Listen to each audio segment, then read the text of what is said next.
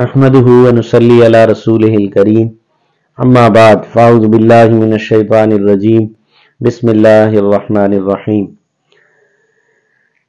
आशिरूहुन्ना bill मारूफ क़ाल रसूलुल्लाह सल्लल्लाहु अलैहि वसल्लम खैरुकुम खैरुकुम लिअहली।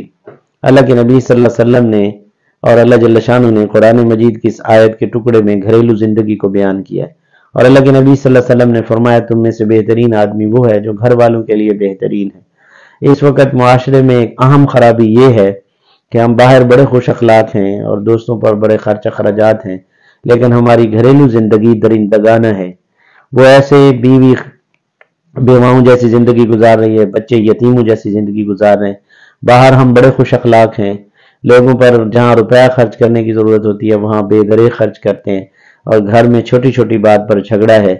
जो बीवी है, अल्लाह के नबी ने फरमाया, तुम्हारा बेहतरीन साथी है, इसलिए कि वो तुम्हारी बवर्चन भी है, उसने खाना पकाया, धोबिन भी है, कपड़े धोए, सारे खामंद के घर के काम करती है। वो खामंद की मोहब्बत की मोहताज होती है। हमारा हाल ये है, हम चोरों की तरह घर आते हैं, रात को इश्तिहारियों की तरह भाग जाते हैं।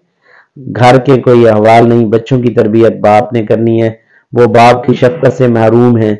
बीवी सारा कुछ, सारे रिश्ते छोड़ के आई थी खामंद की मोहब्बत के लिए, वो बेचारी उसके लिए परेशान है। गए देर तक लोग होटलों पर, हमाचों पर वक्त गुजार रहे हैं, औलाद की तरबियत से भी गाफिल हैं और बीवी के हुकूक से भी गाफिल हैं। वमा अलैना इल्लल बलाग।